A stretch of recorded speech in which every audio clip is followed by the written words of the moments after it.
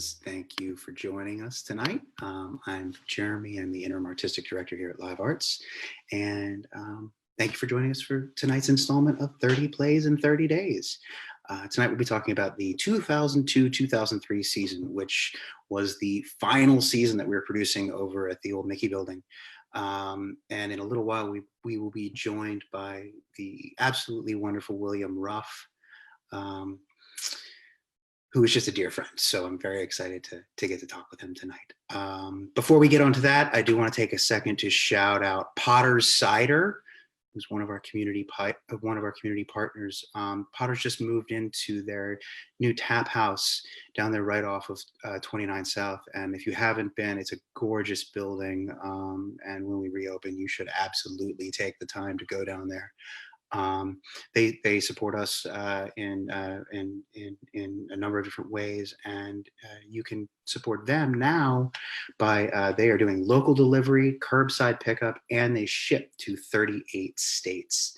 And if you want really good cider, especially now that it's getting so beautiful out, I highly recommend Potter's. So now we'll be joined here by Bill.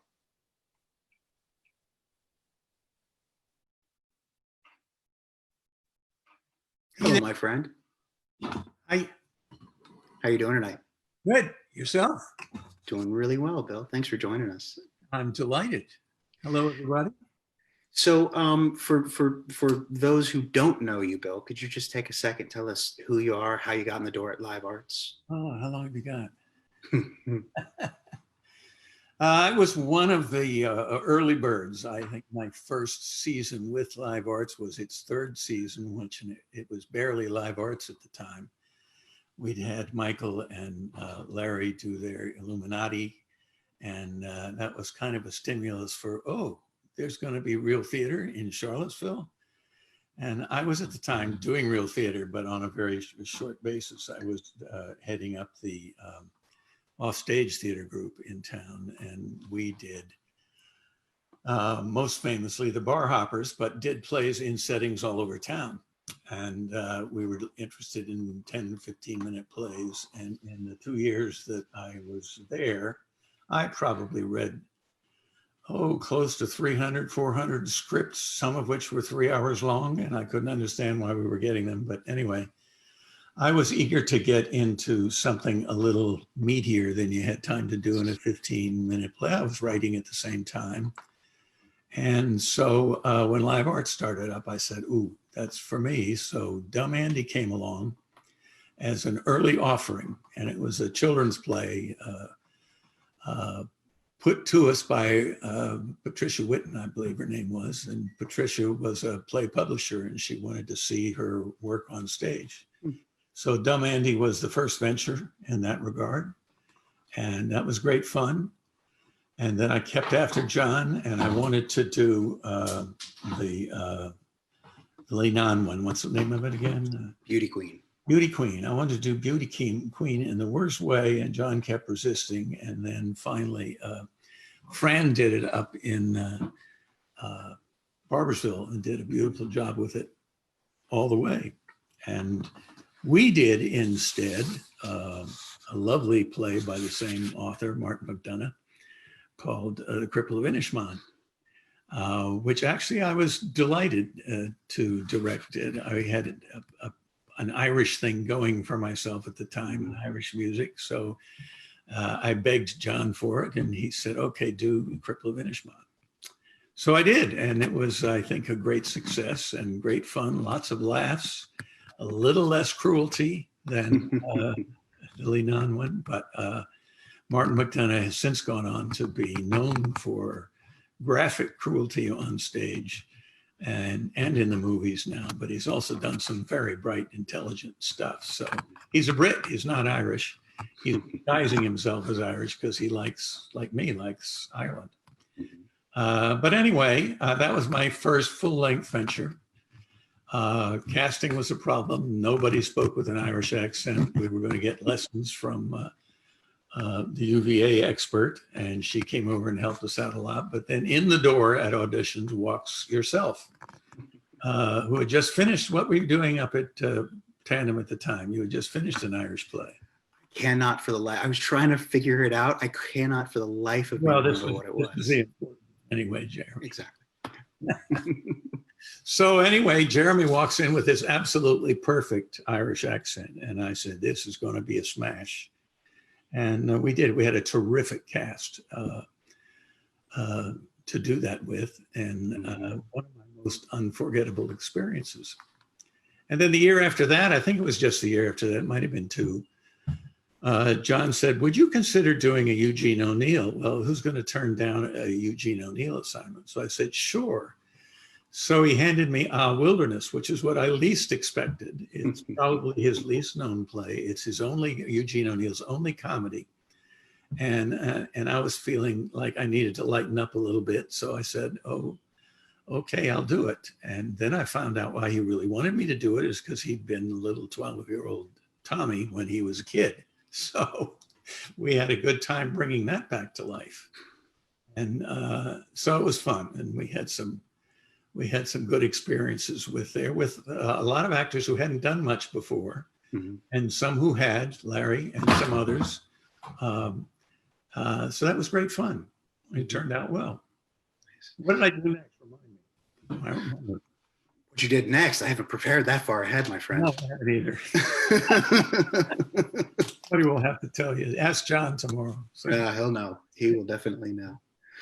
So I did this pretty much as a favor for John, and I'll tell you a couple of stories when we get talking about set later on that were a huge challenge and great fun and very typical, I think. No, not typical. It had never been done before to my knowledge, but we did some fun stuff with it. Yeah. Excellent. Yeah. Then I did things like I did a couple of Arthur Miller's. All My Sons, and I did just a couple of years ago, did Death of a Salesman to great success. That was wonderful. I'll worry about that later if you want to. But I'll tell you too now, Death of a Salesman was one of these things that I wanted to do since I was the age of wanting to play Willie Loman. And one night my wife said to me after I had a pretty full career of directing, are you going to direct anymore and leave me alone every night, or are you going to retire? And I said, I consider myself retired unless by some vague chance somebody would offer me Death of a Salesman. And I've been talking about this for years, I would do it. So help me God, it was the next night that the phone rang and Live Arts said, would you like to do Live Arts for us? So I did. And it was a huge, wonderful experience. Wonderful experience. It was a wonderful show. It was a great show. I'm very proud of it. Yeah. Well, should we take a further trip down memory lane and start looking at some pictures? Sure. Let's look at the rest of the season. Excellent. Gotten a lot of them, but most of them I still retain. Lost in Yonkers, I thought was a great show. It was a later show by Neil Simon after he had done his Eugene trilogy. And he got tired of Eugene, I think, although this show is very similar to the Eugene trilogy. So he had some fun folks in it. Look at them all there. I can't remember names, unfortunately. Now, of them, the only one that I recognized was Daria. Daria's the second row on the left, and she was terrific. And I was gone at this point. Some of the others, but yeah, I don't remember, but it was terrific. And this was directed by Larry, was it? I think. Yeah, Larry directed. Super job. Yeah, Super job. If you ever want something funny.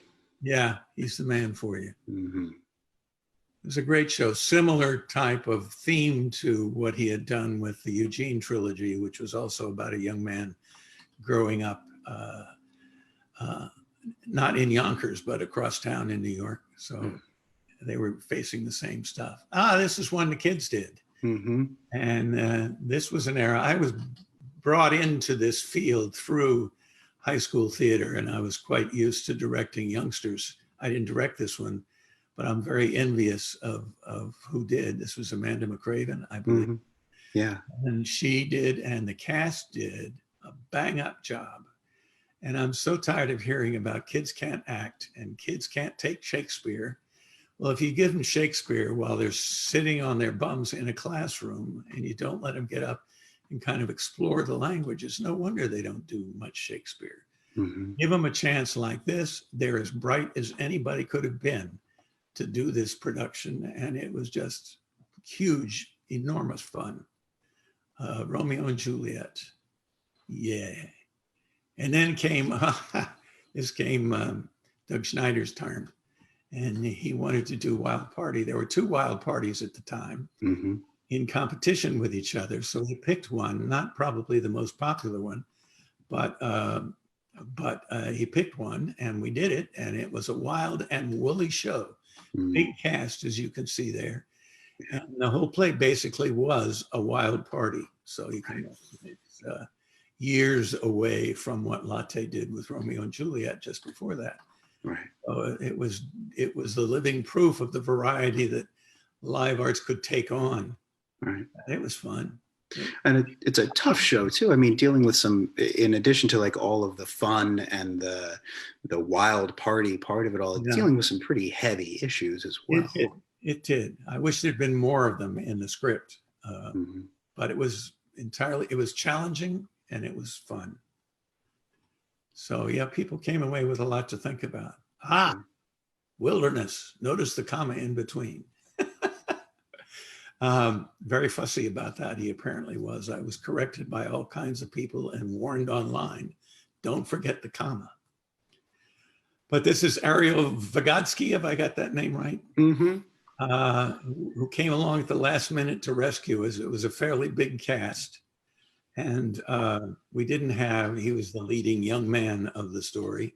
Mm-hmm. And he came along at the last minute and joined the cast and did a bang up job. But there were some fun people here, including Larry. Mm-hmm. And there's Bill Davis over there towards the right rather. And it was an astounding cast, I want to say. And it wasn't easy to do. Look at the floor in this. It's sand. It really is. The whole play, the whole set was covered with sand. John, I think, hauled in about, 4 or 5 tons of sand to spread all over the stage. The theme being, it's a game. It's a game, and we're playing in a sandbox. Larry eating a whole lobster to the amusement of his dinner guest son, I think. So yeah, the play was great fun. Larry, or John rather, there's this little sandbox version with, who is that? Is that Will or is that? It's Will or August. I couldn't tell you when they're that age.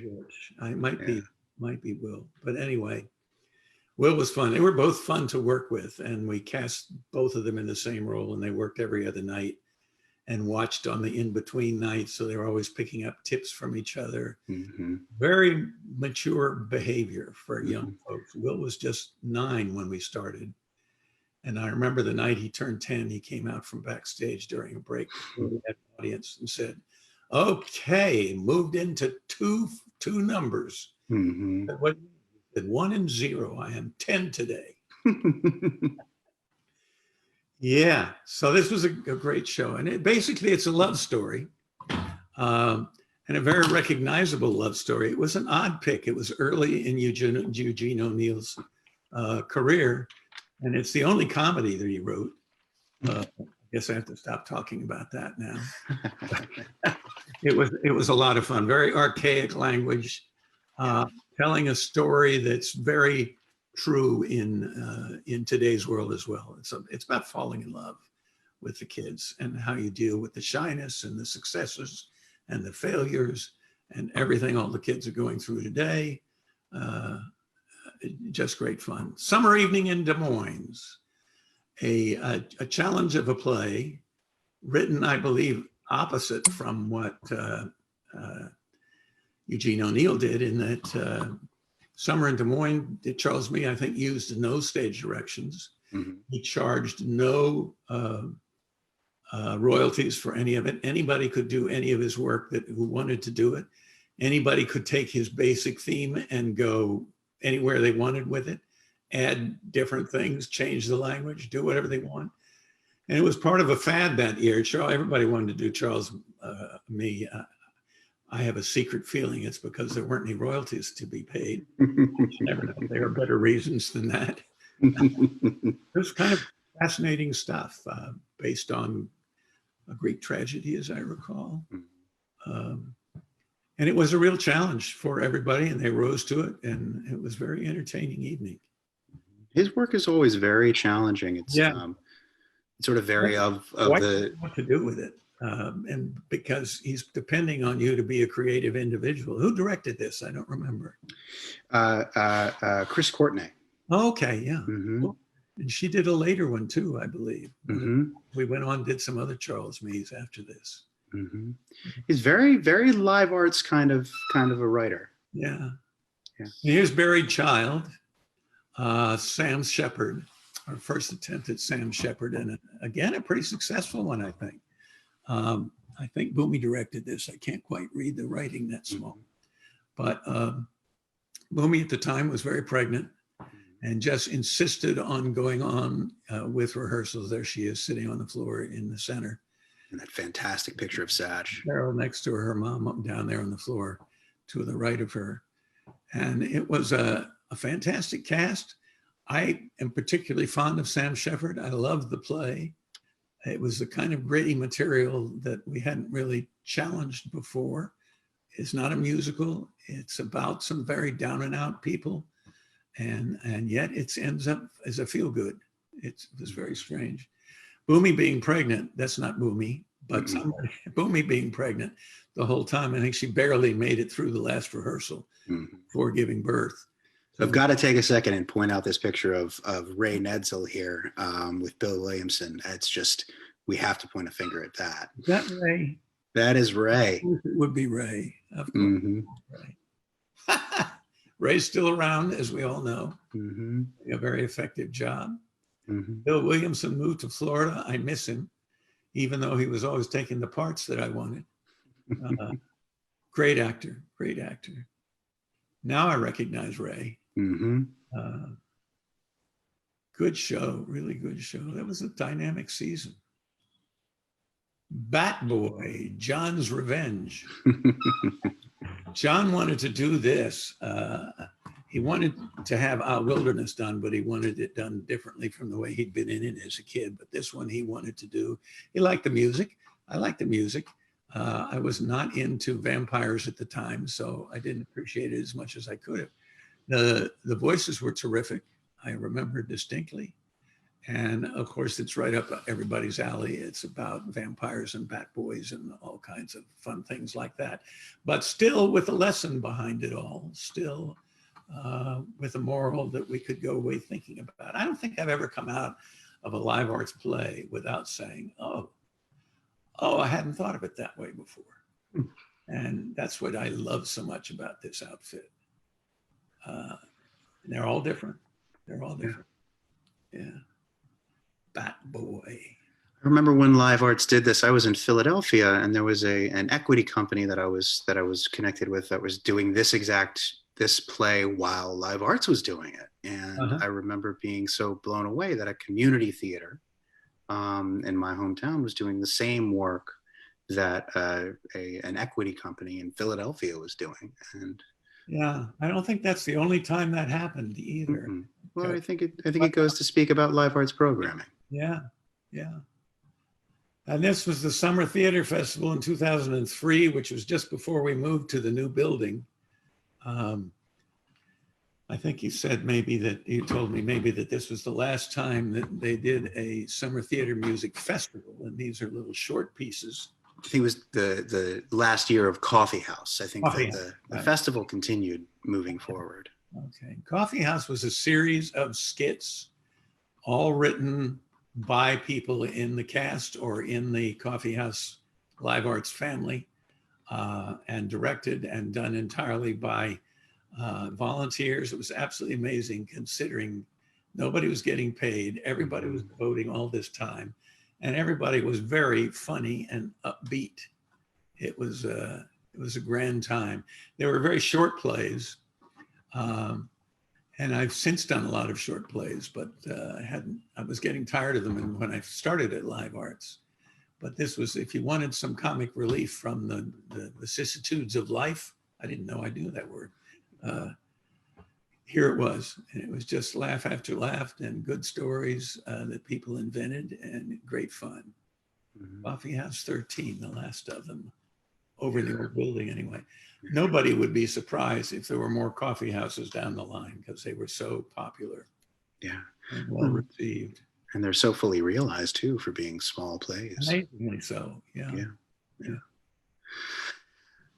Thank you, Bill. Fun to see those all again. Yeah. So one of the things that we had talked about was sort of the O'Neill as a writer is really exceptionally specific, almost to a unique way, and directors now were sort of trained that the stage directions are not from the playwright, but rather from the first production. Right. Usually written by the stage manager, and the playwright didn't have anything to do with them, blah, blah, blah. So the first direction you get as a new coming director of plays is do not pay any attention to the stage directions. And O'Neill, if he had been alive, would have been rolling around in his grave at hearing that. His stage directions read more like novels than anything else.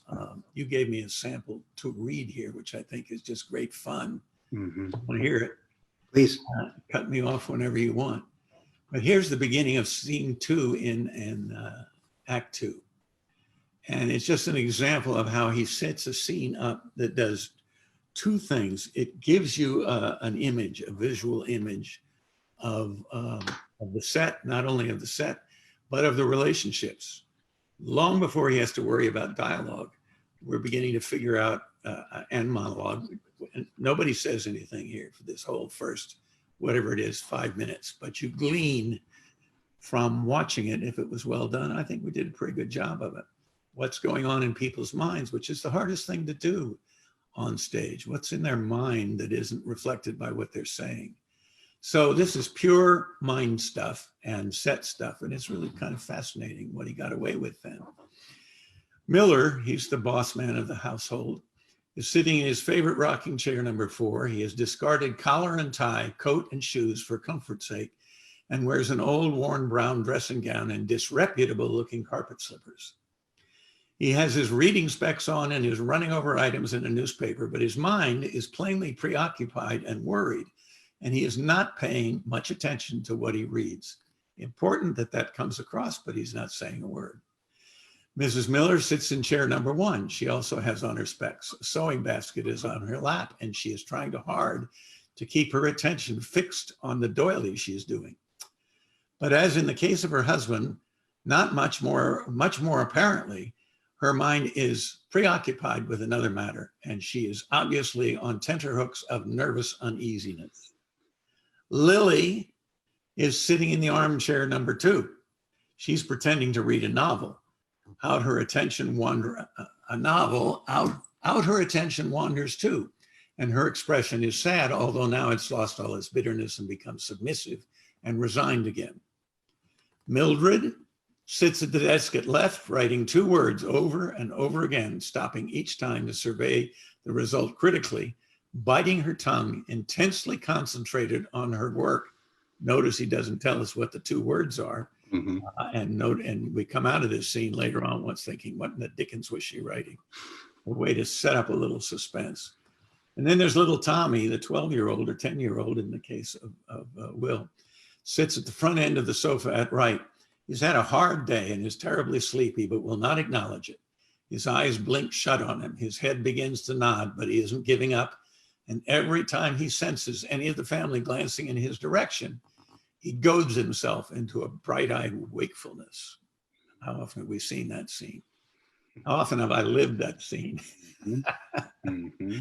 And that's the fun thing about O'Neill. I mean, he goes on with some very old-fashioned dialogue, which is very hard to keep from being comical, because it sounds comical unless you attach real meaning to it. If you're just hamming it up and doing stage stuff with it, which is easy to do, you have to attach real meaning to them. I mean, there's a lot of by goshes and by gollies and that sort of thing. So, but it's brilliant stuff. And the characters that he creates, if you ignore some of the dialogue and some of the language, could be Neil Simon's kids wandering around on stage just as easily. Yeah. Just as easily. Yeah. So it's two family dramas in one season. Yeah. How about that? Yeah. So you had mentioned. Tell you at the beginning why John wanted to do this. I don't remember what I told you. That he had played Tommy when he was a child. Right. I did tell. Yeah. Yeah. Now you had another story about John as designer on this. Oh, as designer. Well, here's all this reputation of O'Neill writing out the stage directions, and the description of the scene, as you just heard, is exactly how he pictured it.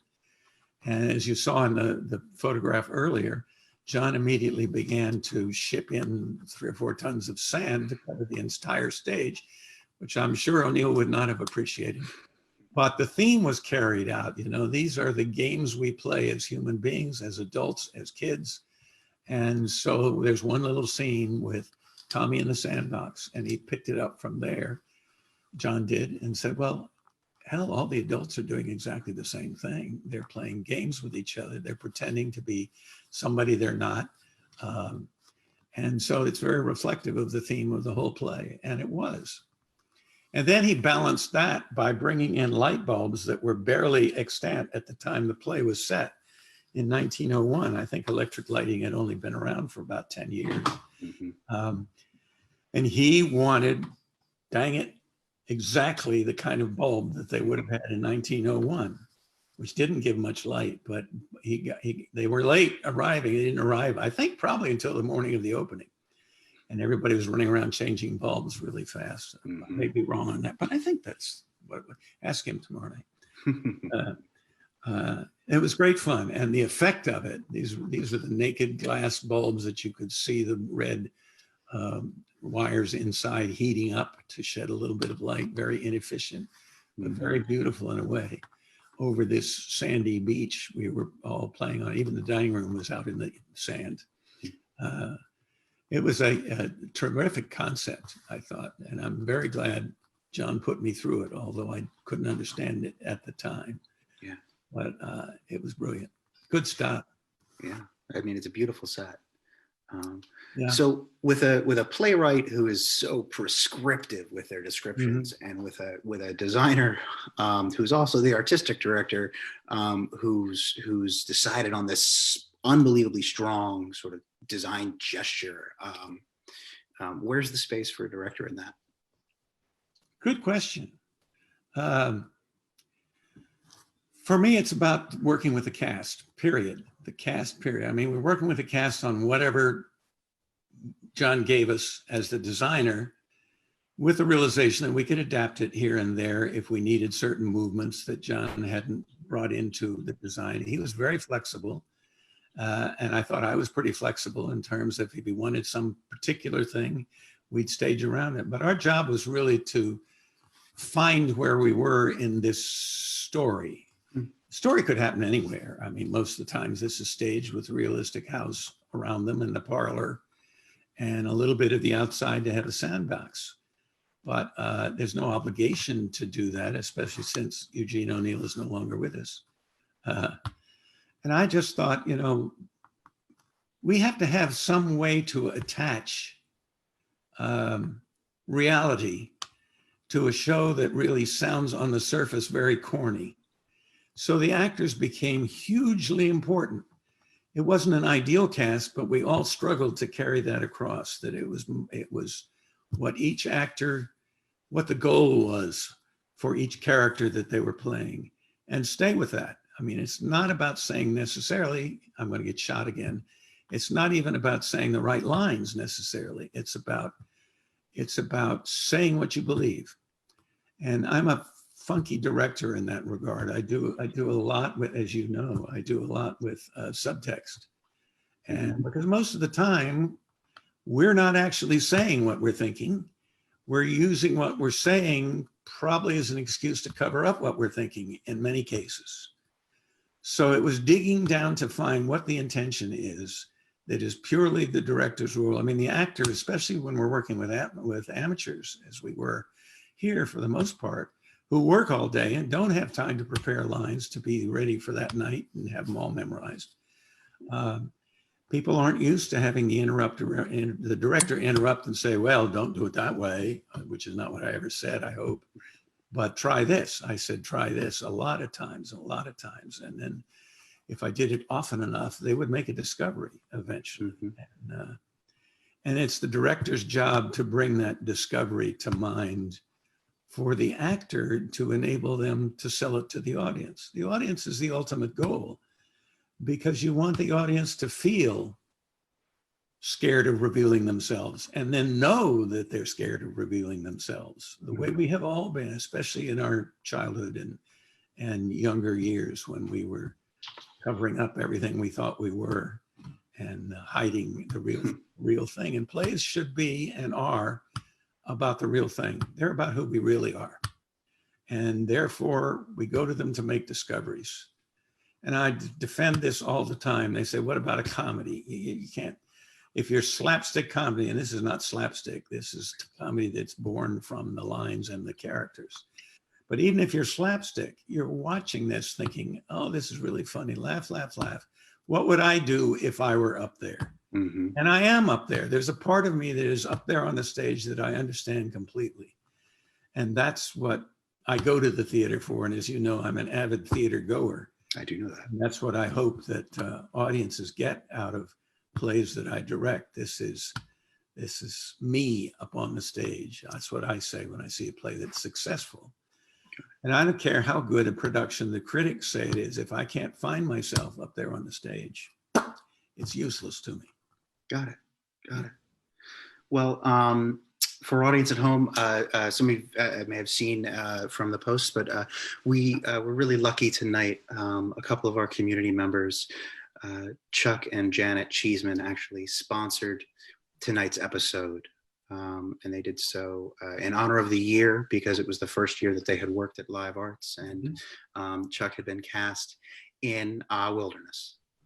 And so we thank you to Chuck and Janet, and happy birthday, Janet. It was her birthday yesterday. There you go. Happy birthday. And they actually, they shared a small anecdote with me about this. Shortly after they had worked on this play, they were traveling. They were in New Zealand, and I believe Chuck was wearing his Live Arts hat, and they walked into a coffee shop, and the barista looked and said, hey, are you from Charlottesville, Virginia? They went, yes. And they went, oh, I know Live Arts. I worked with Bill Ruff.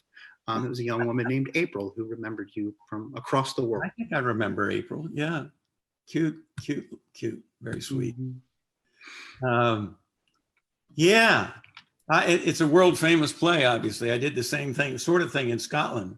Mm-hmm. I went at David Weiss's recommendation because I wanted to go out to the Isle of Mull, I think it was, and visit literally the world's smallest theater.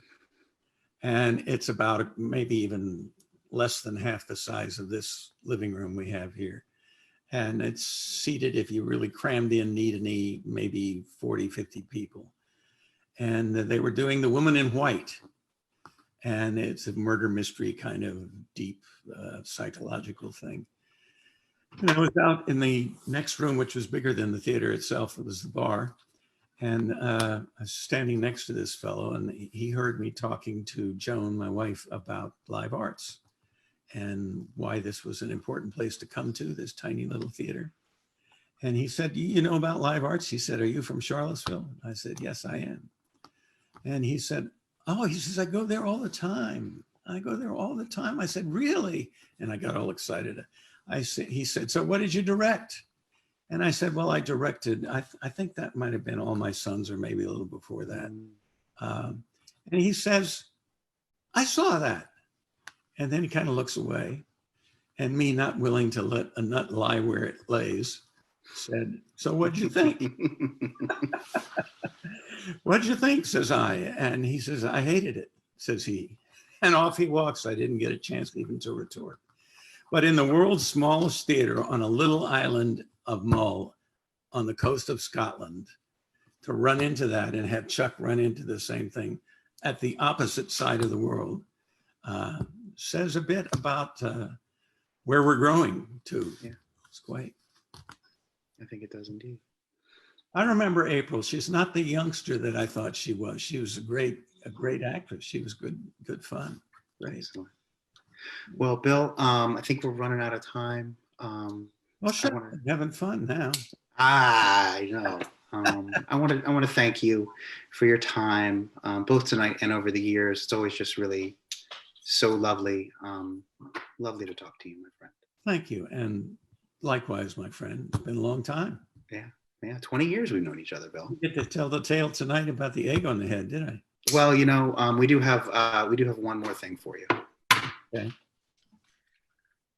How good! Bravo. So be Cripple Minishman for that, but when this gentleman was like 15 years old, he got an egg cracked over. So thank you. That was you. Yeah, you got it. That was Trisha. Thank you, Trisha. So friends at home, thank you for joining us. And come back tomorrow night.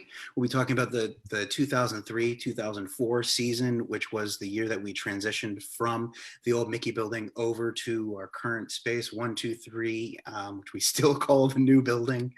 And we will be joined by John Gibson, Jennifer Hoyt Tidwell, and Ande Mengistu. And we also have a matching grant that starts tomorrow night. So if you join us at 7 p.m. tomorrow night, you can get the details about that and how to help support us. Great. I'll be there. Great. So thank you, Bill, and thank you, friends at home. We'll see you tomorrow night.